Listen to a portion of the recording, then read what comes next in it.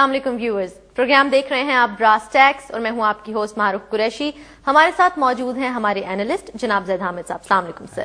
Viewers, brass tax میں خلافت راشدہ کا سلسلہ جاری ہے. آج جس موضوع پہ ہم بات کریں گے وہ انتہائی اہمیت کا حامل ہے. ماڈرن ڈیموکریسیز میں جوڈیشل سسٹم کی کیا ویلیو ہے یا کیا اس کے ایٹریبیوٹس ہوتے ہیں، اس حوالے سے ہم بات کریں گے. اور اس میں جو آپ کی دلچسپی کے جو عنصر ہوگا وہ یہ ہے کہ جوڈیشل سسٹم نہ صرف اپنے ملک کا بھی ڈسکس کریں گے بلکہ اس وقت جو کرنٹ جوڈیشل سسٹم جو ڈیموکریسی سو کال ڈیموکریسیز میں پریویل کر رہا ہے اس کو بھی ہم ڈسکس کریں گے اور پھر آبویسلی اس کا کمپیریزن کریں گے ہم خلافت راشدہ کے سسٹم میں. اور زید صاحب آج کچھ بہت ہی انٹرسٹنگ فیکٹس اور فگرز بھی ہمارے سامنے لے کر آئے ہیں جو میں چاہوں گی زید صاحب کہ بنا کسی ٹائم تھوڑا سا بھی ویسٹ کیا پلیز ہماری آڈینس کے ساتھ شیئر کریں. دیکھو مارو،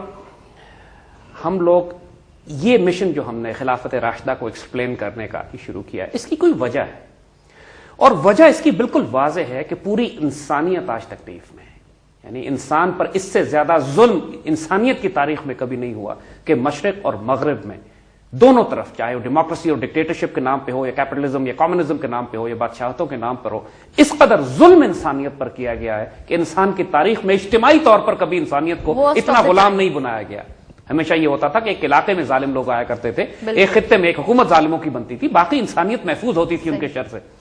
انہوں نے جو فتنہ پیدا کیا، یہ جو دجال کا نظام قائم ہوا ہے، یہ جو زمین میں فساد برپا کیا ہے، انہوں نے کروڑوں اربوں انسانوں کو جس طرح یہ غلام بنا چکے ہیں اپنی پیپر کرنسی، اپنے اکنامک سسٹم، اپنے جوڈیشل سسٹم، اپنے انٹرنیشنل لاز کے تحت، اپنے political model democracy and dictatorship کے تحت.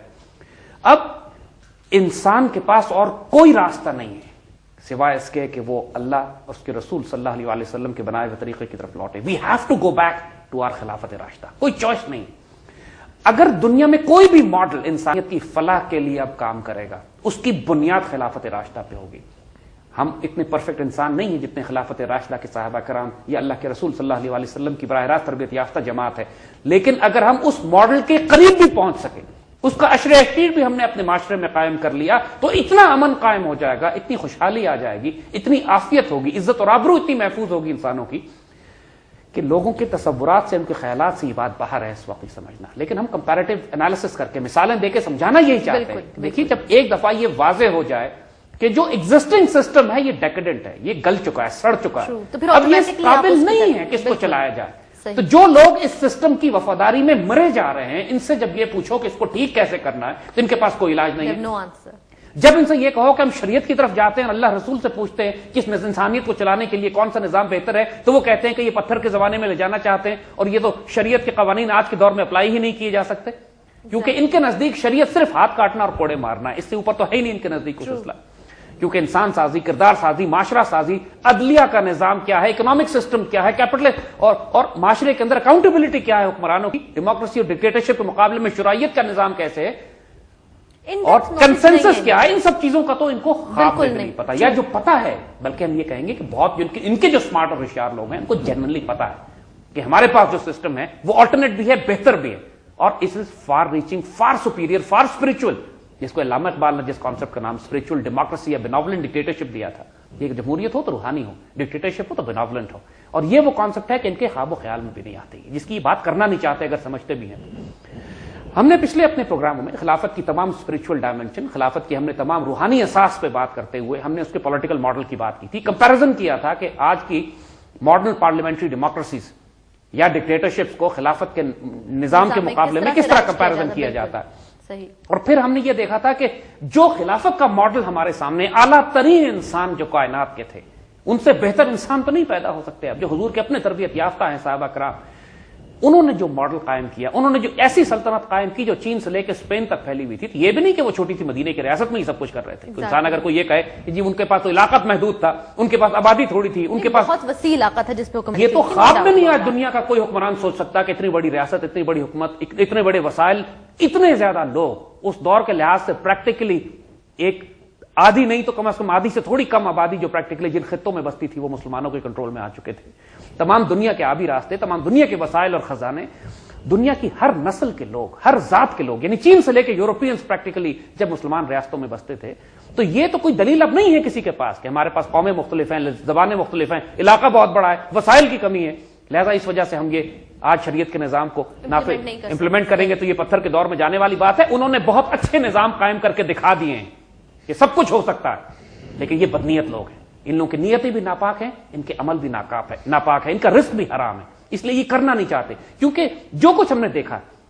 کہ جو اکاؤنٹیبلٹی ہے ایک پولیٹیکل پروسیس میں, ایک مسلمان پولیٹیکل پروسیس میں, خلافت راشدہ کے نظام میں جو حکمرانوں کی اکاؤنٹیبلٹی ہے, جو ممبر آف جو شورا کے جو اراکین ہیں, پارلیمنٹ ایم پی اور ایم این ایز جو بنتے ہیں ہمارے, جو کیبنٹ کے لوگ ہیں, جو گورنرز ہیں, جو ذمہ دار لوگ ہیں, ان کی جو اکاؤنٹیبلٹی ہے وہ اتنی شدید ہے کہ یہ لوگ برداشت نہیں کر سکتے. ان کی کرپشن ماری جاتی ہے, ان کی حرام خوریاں ختم ہوتی ہیں,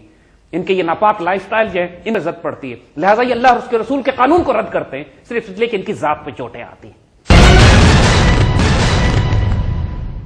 اور یہی سارا نظام ہم سے کہا گیا ہے کہ ڈیموکریسی لاؤ کہ دنیا میں سب سے اعلیٰ جو نظام حکومت ہے وہ ڈیموکریسی ہے. یہی کہا جا رہا ہے نا ہمارے انٹلیکچوئل آج کل, یہ مطلب کہ کوئی پریکٹیکلی آپ کے پاس اور یہی ان کی زبانیں سوکھ گئی ہیں بالکل یہ بات ثابت کرنے کے لیے. اور ڈیموکریسی کی حقیقت ہم نے آپ کو, علامہ اقبال نے بھی جو ڈیموکریسی کی حقیقت بتائی اور ہم بھی دیکھ چکے ہیں, اب اچھے طریقے سے ڈسکس کر چکے ہیں کہ ویسٹرن ڈیموکریسیز کیا ہے اور اس نے پوری دنیا میں جو تباہی اور بربادی کی, تباہی لے کر آئے, انسانوں کو تباہ و برباد کیا ہے, زمین میں فصل اور نسل کو جس طرح ختم کیا ہے ان لوگوں نے, اور جو کر رہے ہیں ابھی بھی, چاہے وہ ڈکٹیٹرشپ کے نام پہ کریں, ڈیموکریسی کے نام پہ کریں, یا بادشاہتوں کے نام پہ کریں, فساد برپا کرنے کی صرف فساد ہے پوری دنیا میں. یہ کہا جاتا ہے کہ دنیا میں ڈیموکریسی اس لیے اچھا نظام ہے کہ دو ڈیموکریسیز کبھی آپس میں جنگ نہیں کرتی. یہ بڑا ایک اسٹیریوٹائپ قسم کا ایک مقولہ ہے کہ democracies never fight with each other. Why they don't fight with each other? Because وہ پوری دنیا میں فساد برپا کرنے میں اتنی مصروف ہوتی ہیں ٹائم ہی نہیں کہ ان کو آپس میں لڑنے کی ضرورت ہی نہیں ہے. کیونکہ یہ سارے کفر کا جو نظام اعلیٰ ترین system, capitalist system based democratic انہوں نے قائم کیا ہے, وہ پوری دنیا میں جو فساد برپا کر رہا ہے. ڈیموکریسی نیوکلیر بم پھینکتی ہے دوسرے ملکوں پہ, ڈیموکریسیز وہ کرتی ہیں جو امریکہ نے عراق پہ کیا ہے, ڈیموکریسیز وہ کرتی ہیں جو امریکہ افغانستان میں کر رہا ہے. بہت خطرناک عزائم. ڈیموکریسیز وہ کرتی ہیں کہ جو برٹش امپائر نے, جو آج کی برٹش امپائر جو اپنے اکنامکلی جو اپنے آپ کو امپائر بنا کے پوری دنیا پہ قبضہ کرنے کی کوشش کر رہی ہے through the powers of Americans and اسرائیلیز, وہ یہ کرتی ہیں. اتنے ہاتھ رنگے ہوئے ہیں خون سے ان لوگوں کے انسانیت کے, یعنی جتنا استغفر اللہ العظیم, یعنی ناپاک اور پلید ترین حکومتیں انسانی تاریخ میں کھل کے کہتے ہیں یہ ماڈرن ڈیموکریسیز اینڈ ڈکٹیٹرشپس, یعنی چاہے وہ اسٹالن کی ڈکٹیٹرشپ ہو, چاہے وہ امریکہ کی ڈیموکریسی ہو, انہوں نے جو انسانیت کا حشر کیا. اب ہم آتے ہیں ان کے تھوڑے سے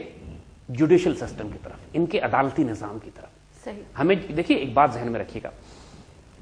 پولیٹیکل ڈیموکریسیز یا ڈکٹیٹرشپس صرف ایک پولیٹیکل آئیڈیالوجی نہیں ہے, یہ پورا ایک لائف سٹائل ہے, انسان کی پوری زندگی پہ انفلوئنس کرتا ہے. جس طرح اسلام صرف مذہب نہیں ہے, ایک دین ہے, ایک پورا لائف سٹائل ہے اسلام, ایک نمونہ آپ کے سامنے, ایک پورا آپ کو اپنی زندگی کے ہر حصے پر وہ انفلوئنس کرتا ہے. چاہے وہ اس حد سے لے کر کہ آپ نے باتھ روم میں کیسے جانا ہے اور کون سی دعائیں پڑھ کر جانا ہے, رات سونے سے پہلے آپ کون سی دعائیں پڑھیں گے سے لے کر آپ نے پوری دنیا میں گلوبل اکنامک سسٹم کیسے قائم کرنا ہے, ایچ اینڈ ایوری ڈائمینشن اسلام میں ڈیفائن کی ہوئی ہے. یہ مذہب تو نہیں ہے نا, یہ دین ہے, اللہ کا دیا ہوا پورا نظام حیات ہے. تو یہ ہر ایسپیکٹ میں متصادم ہوتا ہے ماڈرن سسٹم سے, ڈیموکریسی سے, ڈکٹیٹر سے, بادشاہتوں کا کوئی ایسپیکٹ آپ اٹھا لیں, اسلام اس کے سامنے کھڑا ہو کے ایک آلٹرنیٹ ماڈل پیش کرتا ہے. اور یہ ہر ایسپیکٹ میں اسلام کو ایک خطرہ تصور کرتے ہیں, اسی لیے کیونکہ اسلام نے ایک پیرلل پولیٹیکل سسٹم بھی دیا, ہم نے ایک آلٹرنیٹ جوڈیشل سسٹم بھی دیا, ہم نے ہمارے اسلام کے اندر ایک آلٹرنیٹ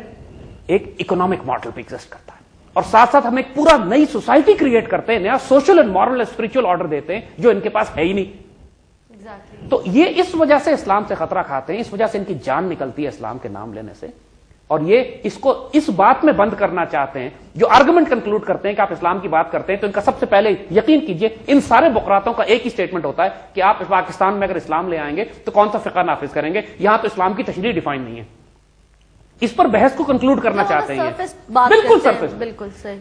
بات یہ ہے کہ ہم کون سا مسلمان فقہ ہے جو یہ کہتا ہو کہ سود اور ربا کا نظام چلنا چاہیے, کون سا مسلمان فقہ ہے جو یہ کہتا ہے کہ مسلمان ملکوں کو بغیرت فارن پالیسی بنانی چاہیے, کون سا مسلمان فقہ ہے جو یہ کہتا ہے کہ جوڈیشل سسٹم ایسا ہونا چاہیے کہ عدل اور انصاف ہی نہ ملے کسی کو, کون سا مسلمان فقہ ہے جو یہ کہتا ہے کہ شورا اور عدل کے تحت ایک اعلیٰ ترین حکمران, اعلیٰ ترین نیک اور پاکیزہ حکمران نہیں ہونا چاہیے ہمارا. یہ فقہ کے مسئلے ہی نہیں ہے, اختلاف ہی نہیں ہے ان پہ. یہاں پہ فقہ کے اختلاف اگر ہیں بھی تو بہت معمولی ایٹ دا لوسٹ لیول کے ہاتھ یہاں باندھے جائیں یا ہاتھ سینے پہ باندھے جائیں, اس سے کوئی پولیٹیکل اکنامک سوشل سسٹم اسلام کا افیکٹ نہیں ہوتا. لیکن ان چیزوں کو بھی ہوا دے کے بڑے ایشوز بنایا جاتا ہے, انہیں کو ہوا دی جاتی ہے, بڑے ایشوز پہ تو بات ہی نہیں کرتے. بالکل, اس لیے کہ وہ ان کے